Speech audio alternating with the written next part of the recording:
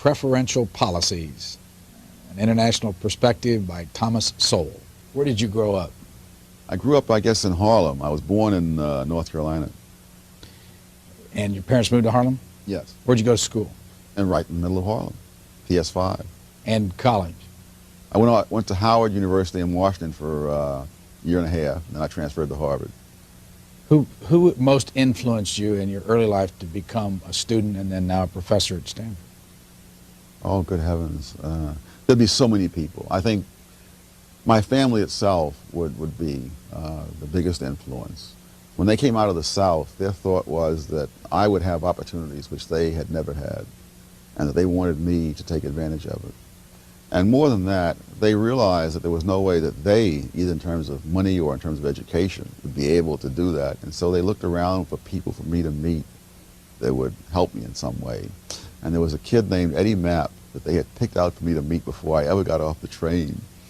You know, and Eddie Mapp was from the West Indies, and his mother was much more educated than the members of my family.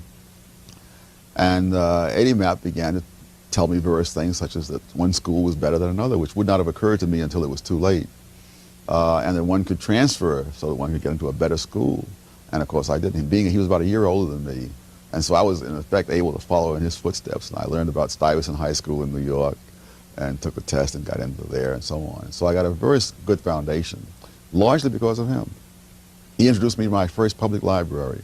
I remember standing in this room with these tremendous numbers of books and asking, why are we here? Because I don't have any money to buy books. And then he had to tell me what a public library was, and I was about 9 years old. And then once I tried it out, I was like, sounds like a good idea. When you got to education in the United States, you talked about affirmative action, and you came up with some statistics that I wanted to ask you about. Well, I look for, here it is. You said that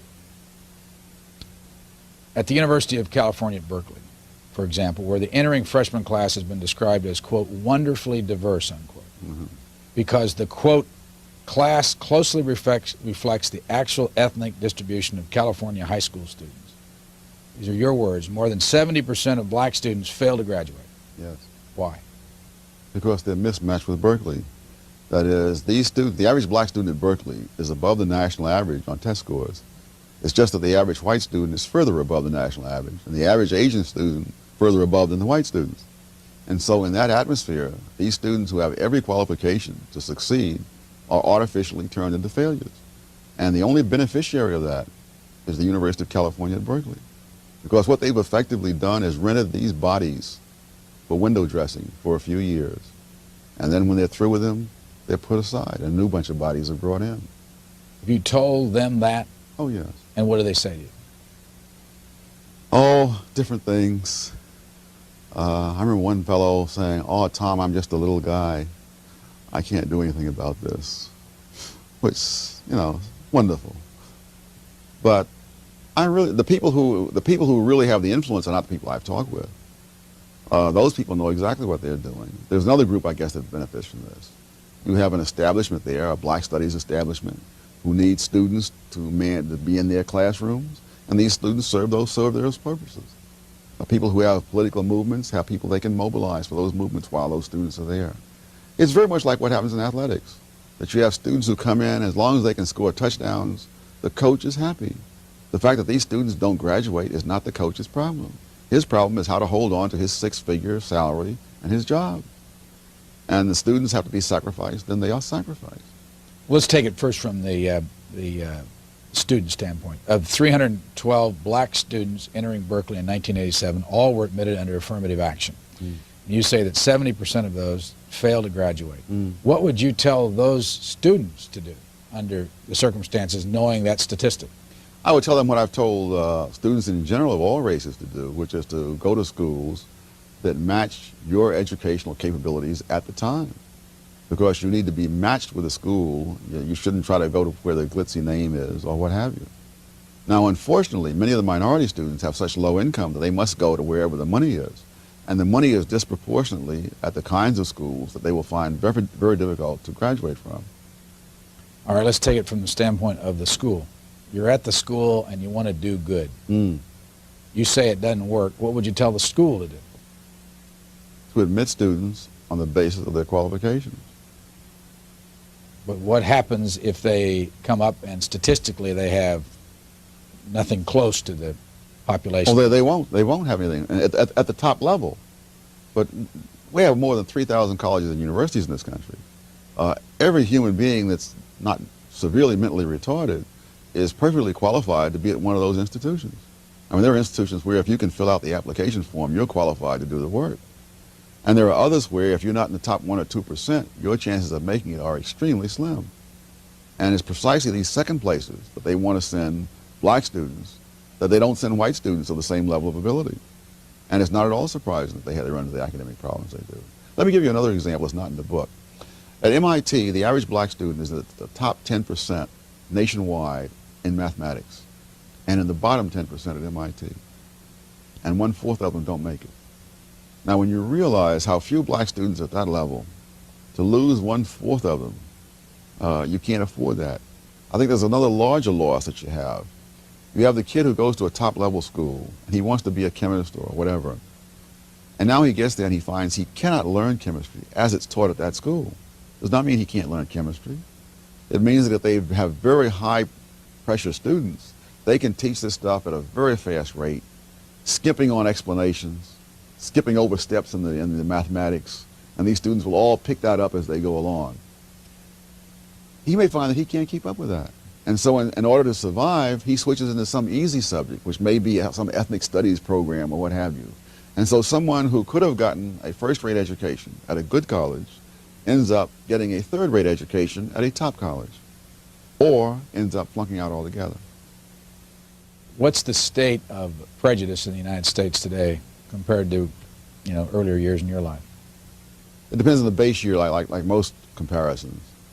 If you take 30 years ago, greater.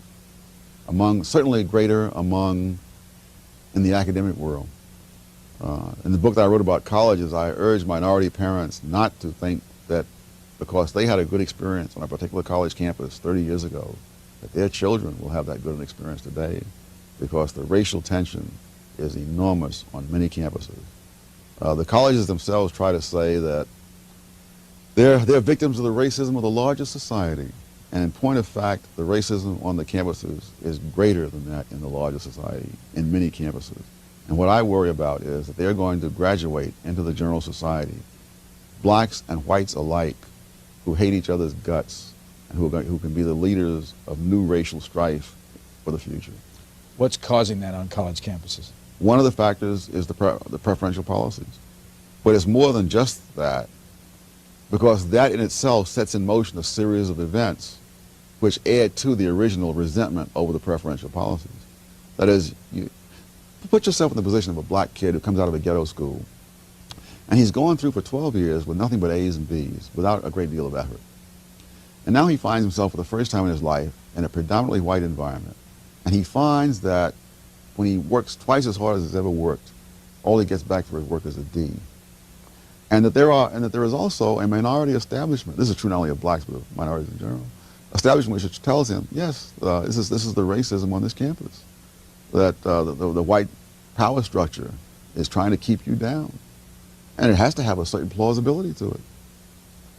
It would have had a certain plausibility to me had I come along in that era. Now, I was fortunate enough in one sense that having grown up in the South and then transferred to New York, I was shifted between different levels of education. And so I was a top student in my class in North Carolina, and then I was immediately the bottom student in my class in Harlem. And I was way behind whoever was next to the bottom, because the educational differences were just that great. Very painful period of adjustment. But there was no racial issue involved, since all the other kids who were ahead of me were all black. And so I got through that. And then for a second time in my life, I'd gone out on my own when I was 17, and I didn't return to college full time until I was about 25. For the second time in my life, I went into an environment that was very difficult compared to what I'd been used to. And once again, I was way behind. I was in danger of flunking out of school the first semester. Where were you then? Harvard. It really is incredible to, for the first time in your life, in 10 years, you're a full-time student, and you're a full-time student at Harvard without a high school diploma. So there were little difficulties. And studying what? At that stage, I was studying just general things, but I majored in economics, and all my degrees are in economics. And again, an enormous adjustment to make, but there was no one there to tell me, all these white professors have it in for you, and that's why you're doing badly. Because first of all, I had done badly in Harlem, and I'd overcome it. I was doing badly there, and I overcame it. But what happened at the, take that Harvard experience through, how long did you stay at Harvard?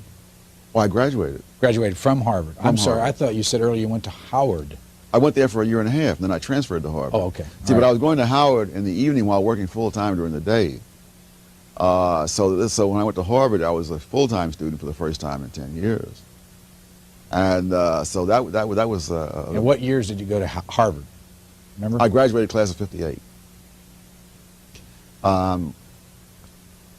So that you can understand how the student would find this plausible. I talked to a black man recently, a lawyer, who said when he was in law school, he was told when he first got there that Professor X never gives black students more than a C. You know, and he got a B+. But there was great consternation because one of the myths had fallen. But it's truly criminal what goes on in terms of using and manipulating the students to serve all kinds of external purposes. Go back to the campus again. What is creating the prejudice, other than the elites that you talk about that have their own, I mean, what is it among people that creates the differences that they don't get along? Well, the differences have always been there, but they got along before. I mean, blacks and whites were different at Harvard when I was there, but you didn't find all the black students huddled together at lunchtime at the end of some table, the way you do on many campuses today. All the black students I knew had white roommates, and I would say that the ones that I knew were all popular, other than me. But that's not the situation today. So what's causing it? The fact that you do have those little elites who have their agenda. It's the fact that the black students are forced to come out and do the demonstrations and the whatnot. The fact that you have students there who are tremendously alienated because they suddenly find themselves in this situation where academically it's all they can do to keep their noses above the water, if they can do that. And then there's someone there to tell them that this is all due to the white power structure. And then there are the white students who are sick of hearing that. And they say, if you can't hack it, that's your problem. Don't give us this junk. And then that's called insensitivity. It's self-reinforcing. You know, there are some reactions that are self-equilibrating, but there's some that keep feeding each other.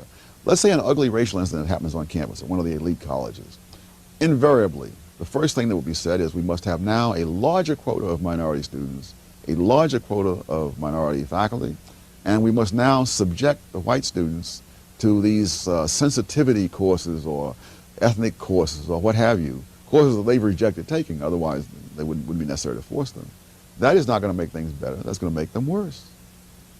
But as they get worse, then you keep doing that. And so it's just an upward spiral. And I just don't know where that spiral is going to end. I don't see anybody with the courage to end it. And I see it leading only to bad things.